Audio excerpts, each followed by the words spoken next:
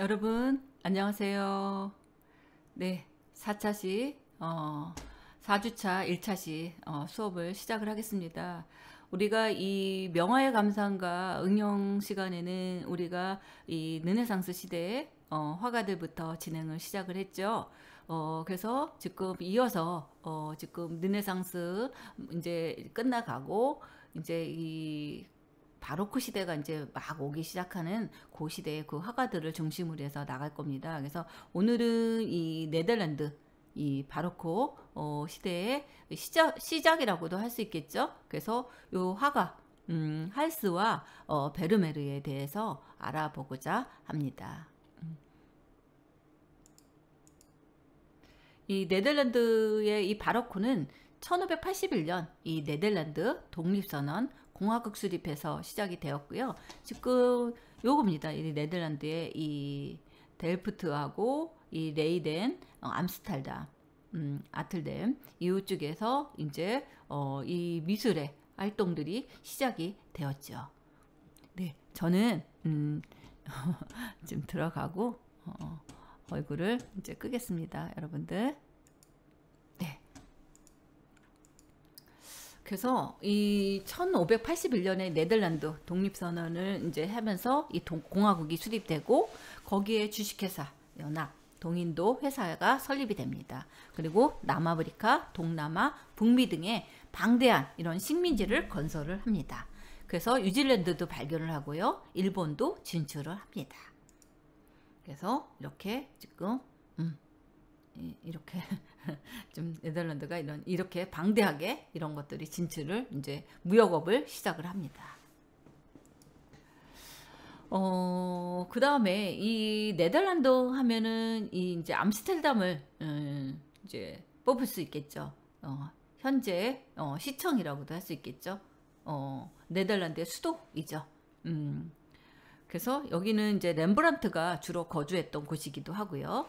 그리고 여기서는 굉장히 그 경건하고 근면 절약하고 이런 수수하고 절제된 그런 양식들을 많이 그렸습니다. 그리고 시민들 상인 중심이 이 중산층이 주요 수요자들이 많았고요.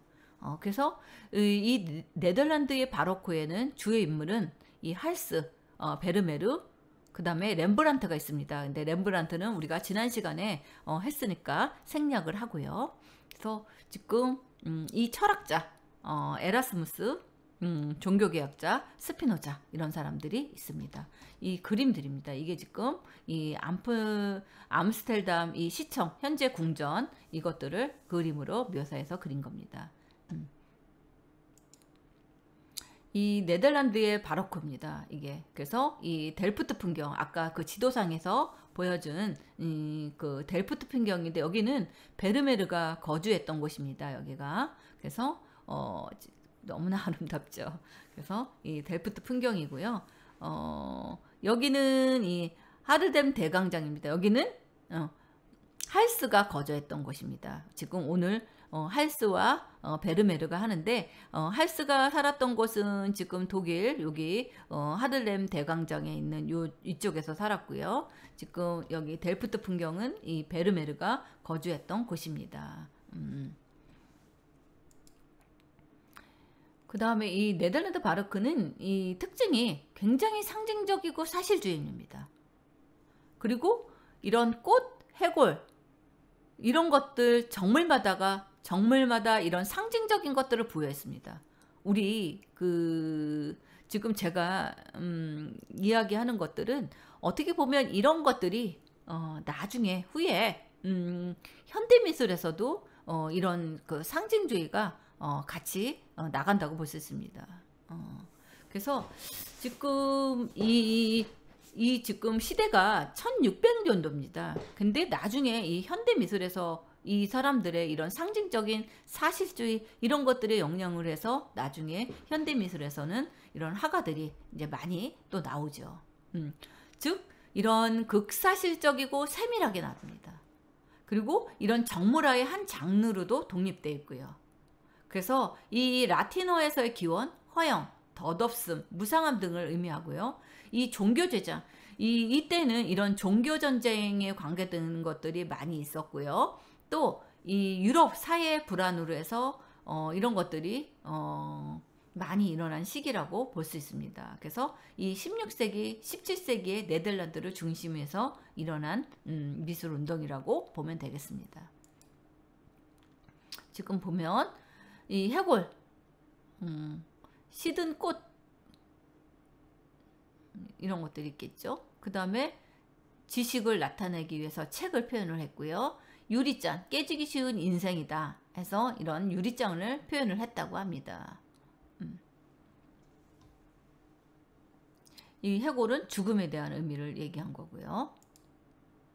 그래서 이 할스는 아까 얘기했던 하들렘에서 살았고요. 이 사람은 또 뭘 많이 그리냐면 이런 초상화가로도 유명합니다. 그래서 이런 그림들을 많이 그렸어요. 이 프란스 할스라고 하는데요. 이 사람은 네덜란드의 이런 초상화, 풍속화의 대가로 알려져 있습니다. 그래서 할스는 메헬란에서 출생해서 하를렘에서 죽었다고 합니다. 초상화가고요. 풍속화가인 이 만도르에서 배웠고요. 초기에는 이 루벤스 영향도 받았다고 생각됩니다. 주로 이 하들렘에서 활약한 그는 이 네덜란드 초상화의 그런 창시자이자 완성자이기도 한 중요한 작가이고요. 특히 이 집단 초상에 있어서는 이런 구성의 다양성, 인물의 성격 부여했다는 점에서 그를 능가하는 사람이 없었다고 합니다. 그리고 인물의 성격이 예리하게 파악되었을 뿐만 아니라 그 모습에도 어떤 기품이 있어가지고 그것이 대서롭지 않은 이 동작에 의해서 생동하고 있는 점이 감탄하지 않을 수 없다고 합니다. 굉장히 그러니까 리얼리하다고 그랬는데 아주 사실적이고 정말 이 그림이 이 초상화가 살아있는 것처럼 그렇게 그림을 그렸다고 보면 될 수 있겠죠. 초기에 정성 들인 이런 부채는 차츰 경쾌한 터치로 바뀌어서 이 43세경부터는 거의 인상주의적이라고 해도 좋을 만큼 밝고 근대적인 이런 취미 넘치는 이런 걸작들을 만들어내기 시작을 했다고 합니다. 그리고 60세가 될 무렵부터 그의 화풍이 깊이 있는 엄정한 표현이 나타났다고 합니다. 그래서 1664년에 이 하들럼 양로원의 이사들 하들럼 시립미술관을 그린 남녀 두 쌍의 집단 초상화는 그의 최대 걸작이라고도 할 수 있을 것이라고 합니다. 이게 이제 프란스 할스는 그림을 그릴 때요. 어떤 그림들을 많이 초상화로 유명하다고 그랬잖아요. 이 사람은 이런 순간 포착이 주는 이런 생동감과 자연스러움을 많이 그렸다고 해요. 그래서 이 초상화가의 굉장히 천재성을 보여주는 화가라고도 얘기를 하고요. 또 스케치 없이 이런 합법 그림, 또 물감이 마르기도 전에 덧칠해서 작품을 완성하는 그런 효과를 보이기도 했다고 합니다. 지금 보면 너무나 리얼리티하죠. 이게 그림을 진짜 사실같이 진짜 살아있는 것 같은 그런 표정이 그대로 화폭에 담아있다고 볼 수 있습니다. 네덜란드의 그런 하들렘의 초상가이자 풍속화가이고요. 이 사람은 아까 얘기한 대로 안트베르펜 출생으로 추정되고요. 하들렘에서 사망했다고 합니다. 이 사람은 1618년에서 19년 하들렘의 레데케일이라는 연극가 집단의 회원이기도 했고요. 또 이 시민대의 대원이기도 했고, 또 1644년에 이 성루카 조합의 여원이기도 되고, 당초부터 이런 과학자, 교수, 그 다음에 도시 귀족들로부터 이 초상화의 주문을 받아서 굉장히 많은 존경을 받은 화가라고 합니다. 지금 이게 이제 여인 한 쌍을 이렇게 그렸죠.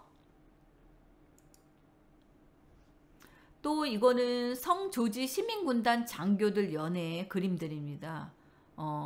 이게 전성기의 최초의 봉화를 올린 작품으로 간주됩니다. 그래서 이후에 1664년에 이게 1616년에 그린 거예요. 1664년까지 6점의 이런 시민대의 대군상을 그려가지고 이 집단 초상화의 유행을 낳기도 했다고 합니다. 근데 이 표정도 보세요. 사람 하나하나마다 다 표정을 아주 직관적으로 다 가지고 있죠. 이 단숨에 그려버린 이 할스의 하면은 힘찬 필쪽이 들어가 있고요. 그 다음에 이런 색감, 색조, 그 다음에 이 명암, 이 명암의 뉘앙스에 의한 이 신흥, 네덜란드의 정신이 가장 잘 전하고 있습니다. 그래서 이런 그 음영을 준 빛의 효과라고 그래야 되나요? 이런 것까지 아주 자연스럽게 되어 있죠. 너무나 사실적인 이 사진 같은 그림이죠. 어떻게 보면 그림들이. 그래서 이렇게 그림을 그렸습니다. 할스가 임종한 이 하를렘에 있는 양로원은요, 프랑스 할스 미술관이 되었고요. 할스의 작품 11점 외에도 하를렘파의 주요 작품인 16, 17세기의 네덜란드 회화에 수장되어 있다고 합니다. 할스는 2번 결혼해서 8명의 자식이 있었고요. 그중 레이니에르, 니콜라스, 얀, 하기, 그 다음에 화가가 되었다고 합니다. 그리고 외동딸은 풍속화가로, 정물 화가인 이 피텔 루스타트는 그런 사람, 이 화가하고 또 결혼을 했다고 합니다. 그래서 대를 이어서 아마 하기도 했었다고 볼 수 있겠죠. 이 사람은 할스는 자연스러운 구성과 활력 있는 이 필치의 초상화에서 탁월한 이런 업적을 남긴 화가고요. 스페인에 대항하는 이런 네덜란드의 독립전쟁은 16세기 중반에 시작되어서 1648년에 이르러서야 공식적으로 끝나고요. 80년 전쟁이라고 불리지만 1600년대에 들어서서 독립된 이 네덜란드 공화국의 성립은 기정사실이 됩니다. 당시 인구당 소득이 유럽 최고였던 국제적인 금융과 무역의 중심지인 이 암스테르담을 비롯해서 아들렘, 위트레트, 헤이그, 델프트, 레이덴 이런 네덜란드 경제의 거점이었을 뿐만 아니라 이전 시기와는 완전히 다른 모습으로 만들어지고 있던 이런 미술 문화가 선호하는 도시들이기도 했다고 합니다. 그때 이 유럽 미술의 주요 후원자였던 이 궁정, 카톨릭 교회, 막대한 재산을 가진 세습 귀족이 없었던 이런 개신교, 공화국, 네덜란드의 미술 수요자는 상공업에 종사하는 중간 계급이었다고 합니다. 그래서 거대 선박의 소유주에서 동네 빵집 주인에 이르기까지 이 중간의 범위가 넓기는 했지만 그 기중에서 가장 높은 지위와 재산을 가진 사람의 취향도 당대하고 이탈리아나 이 스페인에서 발달한 이 카톨릭 바로코 미술의 후원자는 조금 달랐다고 합니다. 이 검소한 켈빈주의자들은 과시적인 스케일과 화려한 장식의 역사와 신화 주제 그림보다는 소규모의 초상화, 정물화, 장르화, 풍경화, 이런 해양화 등을 선호했다. 해양화는 이제 바다 이제 그런 배경이 들어있는 것들을 이야기하죠. 이런 것들을 굉장히 선호했다고 합니다.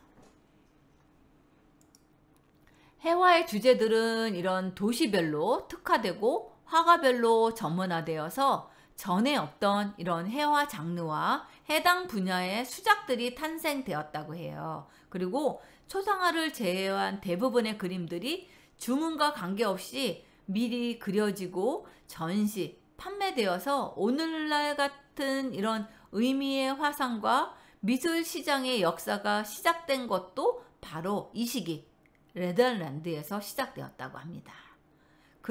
그의 전성기인 17세기 전반에는 이 하를렘이 미술 문화를 이끌었던 시기였고요. 17세기 중반이 되면서 네덜란드 미술의 중심지는 암스테르담으로 옮겨지게 되는데요. 그 중심 인물은 할스보다 한 세대 어린 렘브란트였다고 해요. 그래서 네덜란드 황금 시대의 세 번째 거장이라고 할 수 있는 이 델프트 베르메드도 렘브란트보다 한 세대 뒤인 인물이라고 합니다. 그래서 어떻게 보면 이 네덜란드의 대표적인 유명 화가 그러면 저는 이 델프트의 베르메르, 렘브란트, 그 다음에 이 초상화의 대작인 뭐예요?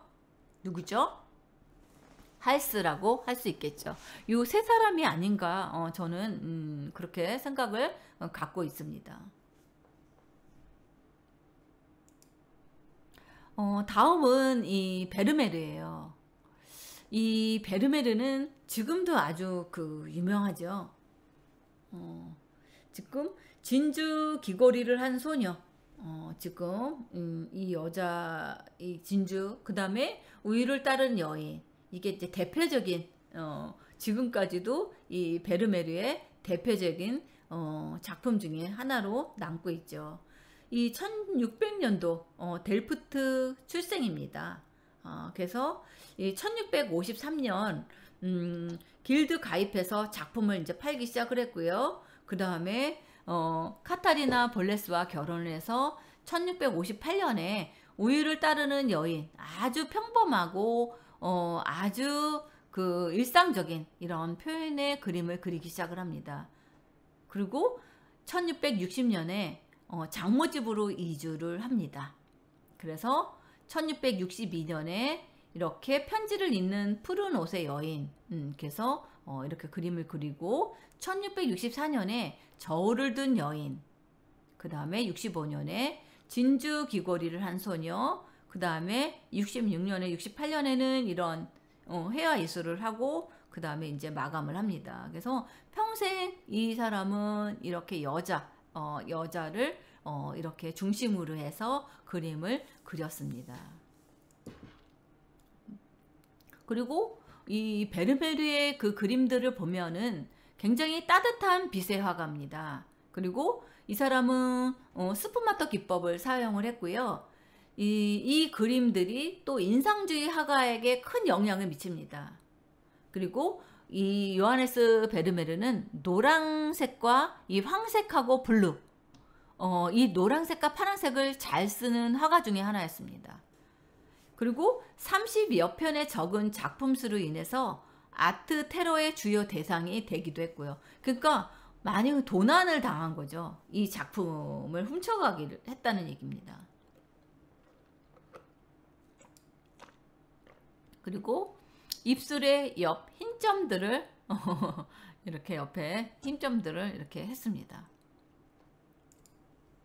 그리고 오른쪽 왼쪽을 보면 그림들이 이렇게 방향들이 다 이렇게 빛을 보고 이런 것들을 많이 했습니다.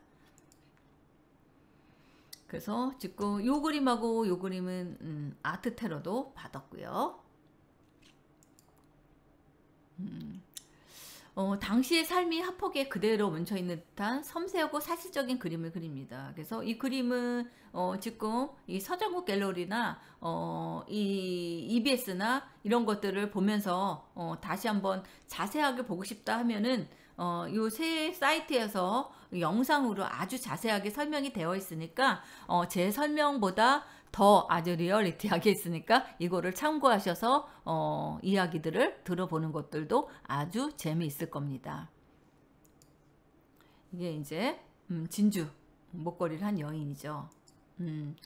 이 대표적인 겁니다. 이게 네덜란드 화가고요. 지금 이 베르메르의 작품 중에서 가장 유명하고 대중적인 작품 중에서 유일하게 이 인물의 얼굴만 클로즈업한 그림입니다. 그리고 이 그림들은 굉장히 부드럽지만 윤곽선이 없습니다. 그리고 부드러운 색조 변화로 이 리모델링한 이 작품은 마치 레오나르도 다빈치 그래서 이 스푸마토 기법으로 그려낸 이 모나리자와도 닮았다고 해서 네덜란드의 모나리자라고 불리기도 합니다. 이 진주 목걸이를 한 여인이 그리고 한 번 보면 잊을 수 없는 이런 매혹적인 모습에 궁금증을 유발하는 모습이 있대요. 이 진주 목걸이를 한 이 여인을 보면. 그래서 진주 귀걸이를 한 이 소녀를 대상으로 한 이 소설, 영화 이런 것까지도 굉장히 제작을 많이 하고 있습니다. 그리고 우리 명화의 감상이라든가 아니면 우리가 명화에 대한 여러 가지 영화나 그 박물관들에 가면 꼭 이것들이 있어요. 이 진주 귀고리를 한 소녀. 그래서 어떤 코너는 이 그 파란 두건 같은 것들을 넣어서 이것들을 한번 재현을 해서 사진을 찍는 그런 코너들도 만들어 놓기도 하고요. 또 어떤 곳은 막 옷을 입고 이렇게 포즈를 취하는 이런 것까지도 많이 합니다. 그래서 지금 이 워낙 그 유명한 작품이기 때문에 이 사람은 이렇게 이 그림이 유명합니다. 그래서 요하네스 베르메르는 1632년 네덜란드 이 델프트 지방의 신교도 가정에서 태어났습니다. 그래서 이 그림을 그렸어요. 베르메르는 이 21살이 되던 1653년 델프트의 화가 조합인 성루가 길드에 가입하면서 자신의 이름으로 작품에 서명하고 팔 수 있는 거리를 가진 장인의 지위를 가질 수 있었다고 합니다. 그래서 베르메르의 유년기에 대한 정보는 많이 남아있지는 않은 편입니다. 화가 조합에 가입하기 위해서는 6년 동안 이 길드가 인정한 화가 밑에서 수업을 받아야 한다는 그런 규정에 따라서 적어도 15살에는 그림을 배웠을 거라는 추측만이 존재하고 있습니다. 그 당시는 그렇게 인정을 받으려면 5, 6년 동안 그런 그 유명한 화가 밑에서 그림을 그리는 그런 것들을 해야지만 되나 봐요. 그래서 그 길드에 가입하고 화가로서 독립하기 전까지 이 카타리나 볼레르에 결혼하고 가정을 꾸렸다고 합니다. 두 부부는 무려 11명의 자녀를 두었고요. 베르메르는 화가로서의 활동만으로 생계를 꾸리기 어려웠답니다. 그래서 그는 부업으로 그의 아버지가 물려주신 여관을 경영하기도 했고 그림을 감정하는 화상의 역할도 하였다고 합니다. 그래서 아마 대부분 이 화가들은 운명하고 나서 굉장히 그 빛을 본 화가들도 많이 있었고요. 또 그 당시에 그런 궁정의 화가들이나 그런 그 귀족들의 그 초상화를 그려준 화가들은 또 굉장히 잘 살았어요. 그래서 이 베르메르는 굉장히 소박하고 서민들의 그런 일상적인 이런 것들을 그렸기 때문에 아마 그 당시는 그렇게 많이 유명해지지는 않았을 거라는 생각을 갖게 됩니다. 그리고 베르메르는 작품 제작 속도가 굉장히 느린 편이었다고 합니다. 그래서 그림이 남긴 게 한 40여 점에 불과하고요. 그리고 확실한 작품은 유화 32점 뿐이라고 합니다. 그리고 초기 그림은 이렇게 신화 등을 주제로 하는 역사를 그렸지만 1650년부터는 사람들의 이런 일상생활을 담은 장류화를 그리기 시작을 했다고 볼 수 있겠죠. 그래서 1650년 이후에 사람들의 일상생활을 담은 이 장르화가 오늘날까지도 유명한 명화로 남아있는 것입니다. 베르메르의 장르화는 전형적으로 이런 적은 등장인물이 나타납니다. 그리고 그 분위기는 굉장히 고요한 편이에요. 엄숙하기도 하고 고요하기도 하고 한 그런 분위기를 갖습니다. 그리고 대부분 아까도 보여준 것처럼 그 여성이 등장해요. 그리고 관람자들의 시선을 의식하지 않았다는 거죠. 그냥 일상적으로 내가 할 일을 하거나 아니면 생각에 잠겨 있는 그런 모습들의 그림을 그렸다고 볼 수 있습니다. 그래서 그냥 평범하게 늘 하고 있는 그런 사람들의 그런 시선들을 가지고서 이 베르메르는 그림을 그렸다는 거죠. 그래서 그런 사람들의 일상생활을 담은 그런 장르화를 그린 게 이 베르메르의 한데 색감들이 너무나 예뻐요. 그리고 이 노란색과 이 블루색의 조화가 이 어떻게 보면 보색 대비인데도 이 색조 톤으로 해서 굉장히 아름다움을 느낄 수 있는 것을 알 수 있습니다. 이거는 레이스를 짜는 여인입니다. 그래서 대단히 조용하며 자기 성찰적인 예술가였던 요하네스 베르메르의 천재성이 세간에 드러나기까지는 몇백 년이 걸렸대요. 이 당시는 이런 그림들이 유명해지지가 않았다는 거죠. 이게 뭐야? 그랬다는 거죠. 이거는 뭐 누구나 할 수 있는 거야. 뭐 그랬다는 거죠. 근데 이게 나중에 와서 유명한 이 명작이 됐다는 거죠. 이 눈을 많이 써야 하는 이 작업에 몰두하는 이 여성을 묘사해서 레이스를 짜는 여인. 제목이 레이스를 짜는 여인입니다. 지금 보면은 단단한 이 손끝에 조그마한 작품이 이 그녀의 시선이 내리쬐고 있죠. 그러면서도 우리의 눈은 정교하게 빛나는 이 구체적인 사물들, 이런 사물들이 보이죠. 푸른 옷에 걸친, 이 푸른 옷에 걸친 밝고 붉은 실들, 은빛 구슬, 은빛 구슬들이 보이죠. 또 그 다음에 테이블을 덮은 천의 결들, 섬세하게 말린 그런 머리카락, 이것들을 둘러볼 수 있다는 거죠.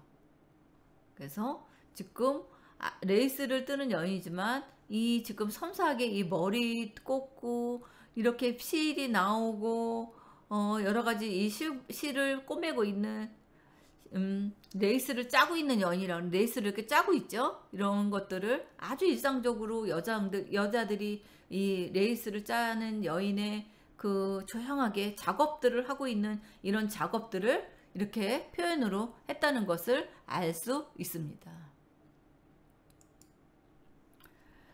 또 베르메르의 작품에는 이런 은밀함, 그리고 그가 살았던 그 화려한 바로크 시대와 그에 이어지는 낭만주의 예술이 추구하는 이상과는 거리가 있었다는 거죠.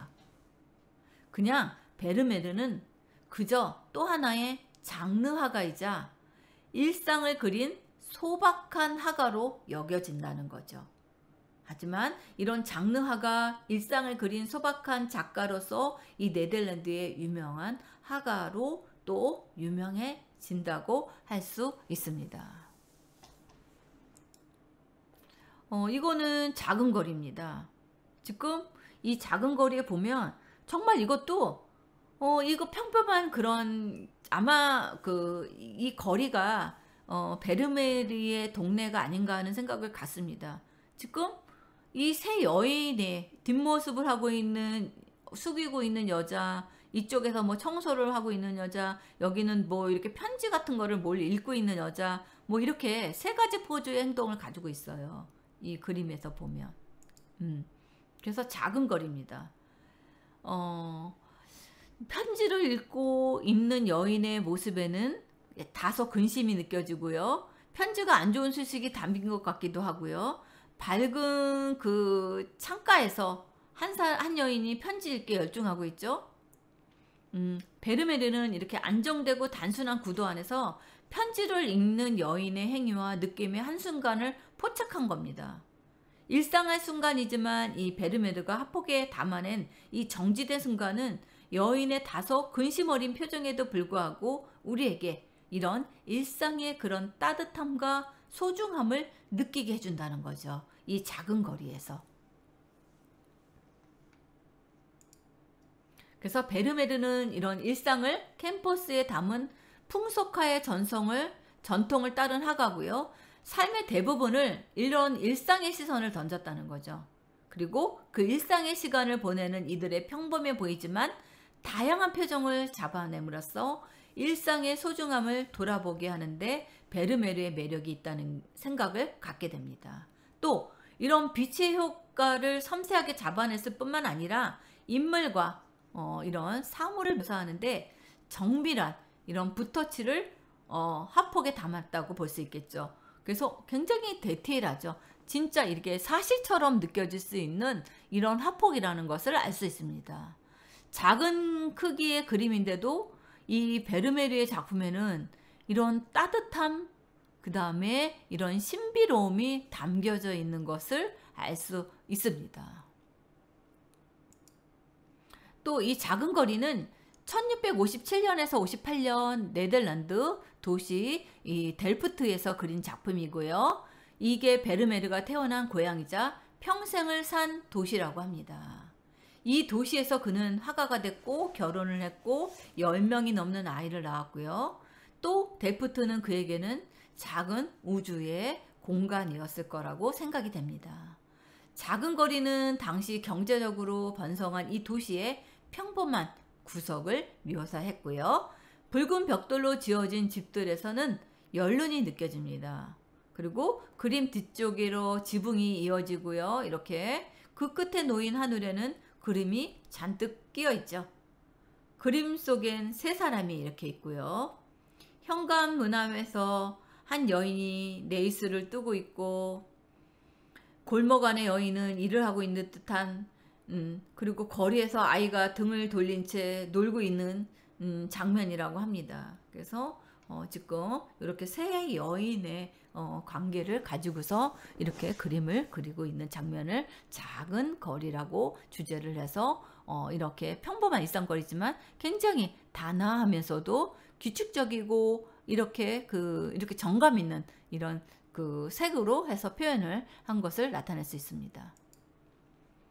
그래서 17세기 중반에 이 네덜란드 예술의 한강기였고요. 일상에서 내려온 그림이다 해가지고, 그래서 이 네덜란드는 1648년에 카톨릭 왕자인 스페인으로부터 독립된 이 민주국가였기에 종교화가 금지됐습니다. 그리고 성당, 왕실, 귀족계급 같은 이런 미술 후원자가 존재하지 않았습니다.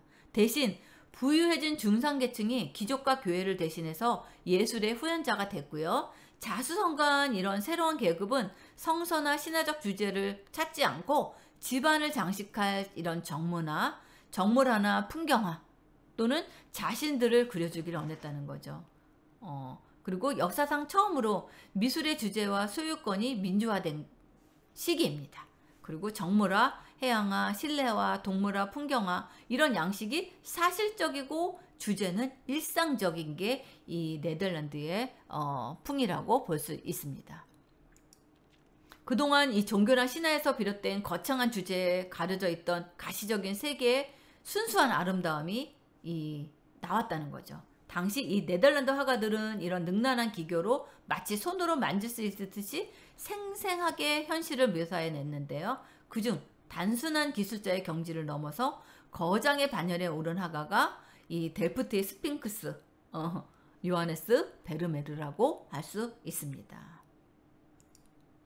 베르메르는 이런 평범한 일상을 주제로 한 작품을 그렸고 떠들썩한 집안이 아닌 고요하고 평온한 신뢰를 화폭에 담아서 이 동일한 요소가 반복적으로 나타났다는 거죠. 그리고 등장인물이 많아야 2명에서 3명이고요. 주로 부유해 보이는 한 명의 여성만이 등장합니다. 진주 액세서리를 하고 악기를 연주하거나 무언가를 읽고 있는 그녀의 얼굴은 그림 왼쪽에서 들어오는 빛에 의해 빛이 나며 지도자, 테피스트리가 장식한 실내 바닥은 주로 검정 흰색 조합. 혼란스러운 외부 세상과는 다른 평온한 가정의 이미지는 개인적인 삶을 소중하게 부각시키는 이미지를 그렸다고 합니다. 지금 이거는 21살의 이 까타리나 볼레스와 결혼해서 11명의 자녀를 두었는데요. 너무나 가난해서 장모의 집에서 함께 살았대요. 무청이나 시끄럽고 떠들썩했을 것 같고요. 대가족의 생계비도 많이 들었을 것이에요. 그래서 베르메르는 지속적인 재정난 속에서 살았는데 가난이 그를 괴롭혀도 절대 팔지 않고 죽을 때까지 가지고 있었던 작품이 있다고 합니다. 그게 이 하가의 아뜰리에라고 합니다. 이 작품이 하가의 아뜰리에 작품만은 끝까지 안 팔고 가지고 있었다고 합니다. 이 따뜻한 햇살이 스며드는 조용한 실내, 마치 누군가 우리를 위해서 전면에 커튼을 옆으로 젖혀주는 듯하죠. 커튼 옆 의자를 지나서 제일 먼저 눈에 들어오는 것은 우리에게 등을 돌린 채 이제 막 모델을 그리기 위해서 이 옷차림을 한 화가입니다. 검정과 흰색, 이 모자이크 대리석 바닥과 커다란 절개 지도, 반짝이는 이 상들리레, 조화롭게 구성되어 있죠. 고급스러운 공간이 보이며 테이블 위, 여러 가지 물건을 이렇게 건너서 독특한 차림을 하고 있는 모델이 우리의 시선을 붙잡았습니다. 화가의 붓질하는 소리와 모델의 숨소리만 들릴 것 같은 고요한 공간. 그림을 들여다볼수록 왠지 봐서는 안 될 사적인 공간을 본 듯한 그런 느낌을 갖는다는 거죠. 화가의 아뜰리에는 베르니아 작품 중에서 가장 연극적인 구성의 작품이고 그의 작품 중 크기가 가장 크다고 합니다. 그래서 이 대가족을 부양하고 끊임없는 재정난을 겪었던 가난한 화가의 삶과 비교되는 화려하고 낭만적인 그림이라고도 할 수 있습니다. 화가의 아뜰리에는 베르메르가 팔기 위해서 제작한 그림이 아닌 후원자나 잠정적인 은인에게 자신의 실력을 보여주기 위해서 제작한 용도로 그려진 그림으로 알려져 있습니다. 당시에는 그림을 구매하고자 하는 개인 소비자들은 화가의 작업실에 직접 방문해서 화가의 작품을 보고 구매를 하거나 새로운 작품을 의뢰하는 것이 일반적이었다고 해요. 그래서 베르메르도 방문객들이 왔을 때 언제라도 보여줄 수 있도록 자신의 모든 기술을 쏟아부어 화가의 아뜰리에를 완성했을 것이라는 것이죠. 그래서 그림 속 자신을 투영한 뒷모습의 화가, 그런 모습들을 이렇게 그렸다고 하는데, 미래의 구매자에게 가시기 위해서 팔지도 않을 그림을 6개월 이상 몰두해서 완성한 작품이라고 합니다. 그래서 이거는 아마 특별한 의미를 가졌을 것 같아요. 1660년대에 들어오면서 베르메르는 이 가장 비싼 화가가 되었고요. 델부트 화가 동맹 회장직을 제안받은 등 화가로서의 전성기를 보내게 됩니다. 그러나 이러한 명성은 오래가지 못했는데 아마 많은 그림을 그리지 못하고 꼼꼼한 성격에다가 델프트 지역 외에는 거의 활동하지 않았기 때문에 다른 지방을 안 나간 거죠. 그러니까 잘 모른 거죠. 그래서 말년에는 돈을 벌지 못했다고 합니다. 그래서 베르메르 일생 내내 네덜란드는 영국, 프랑스 같은 이웃 나라와 전쟁 중이었고요. 전쟁이 빚은 암담한 경쟁 상황이 미술 시장을 급속히 침체시켰기 때문이라고도 합니다. 그리고 그 재정에는 최악으로 시달했고 스트레스 우울증으로 결국 43세 나이로 빚더미 속에서 세상을 떠났다고 합니다. 그리고 베르메르가 그랬듯이 그의 가족도 화가의 아뜰리에만큼은 지키고 싶었지만 베르메르 사망 후 파산에 이른 가족들은 어쩔 수 없이 작품을 회수당하고 맙니다. 그래서 그 후손들은 그의 작품을 한 점도 소유하지 못했다고 해요. 그래서 아마 다 이제 뺏겼겠죠. 그래서 이 사진이 굉장히 그 베르메르의 명성을 나중에는 굉장히 명성을 높은 그런 작품이라고도 할 수 있습니다. 그래서 화가의 아뜰리에입니다. 이게. 그래서 히틀러는 이 자신이 탈취한 미술품들을 거대한 규모 미술관 건립을 계획하고 국민을 위한 예술이라는 소책자를 발간하는 이 표지에도 냈다고 합니다. 이거는 우유를 따르는 여인입니다. 그래서 영국의 화가이자 비평가였던 이 조수아 레이롤즈 경은 네덜란드 여행 중에서 아침 식사를 위해서 빵집에 들렸다가 발견했대요. 이 명작을 놓칠 수 없어서 이 작품을 구입했고 런던에 돌아가서 친구들에게 공개한 후 이것들이 이제 미술품 경매에 나오면서 유명한 그림이 되었다고 합니다. 그리고 이거는 이제 이게 우위를 따른 여인이 워낙 유명해서 이런 페라리 작품들로 이렇게 많이 그림을 보여주기도 합니다. 그래서 빛 가치를 기록한 객관적인 관찰과 예민한 통찰력을 가졌고요. 베르메르는 주요 인물로 등장하는 가족 구성원이 책이나 편지를 쓰거나 읽는 모습, 악기를 연주하는 모습 또는 집안일을 하며 가재도구를 다루는 모습 등 햇빛이 비치는 창가를 배경으로 온화하면서도 다정한 이런 실내 전경을 주요한 주제로 다뤘다는 거죠. 대상을 객관적으로 봤다는 거죠. 단원 김홍도나 해원 신윤복의 분석도가 우리의 삶을 사실적으로 보여주는 것처럼 17세기 네덜란드의 생활을 풍속화로 정밀하고 생생하게 제작해서 21세기를 살아가는 우리들에게 전해주는 작품이라고 볼 수 있습니다. 그래서 초기 작품에는 밝은 부분과 어두운 부분 또렷한 대비는 이 만년에 될수록 점차 완화되었고 전경을 더욱 풍부하게 감싸는 그래서 누구보다도 예민한 통찰력과 섬세함 가정 환경을 바라보는 순수한 눈으로 빛의 효과를 기록함으로써 확인하였고, 이런 효과를 통해서 삶 자체가 구도자의 자세임을 이끌어주는 듯합니다. 그는 네덜란드의 가장 위대한 화가들 중에 한 명으로 평가받는 이유가 그래서 이렇게 유명해졌습니다. 그래서 17세기 화가들이 가시적인 세계의 순수한 아름다움을 발견했을 때 모색했던 것은 중요한 주제가 없이도 그림이 될 수 있다는 새로운 발견이 되었다는 거죠. 그림의 주제란 과거에 생각했던 것처럼 그렇게 중요한 것이 아니라는 사실을 증명해 보여주는 이 그림이 베르메르의 그림이라고 할 수 있습니다. 수업은 오늘 그래서 여기까지 마치겠습니다. 감사합니다.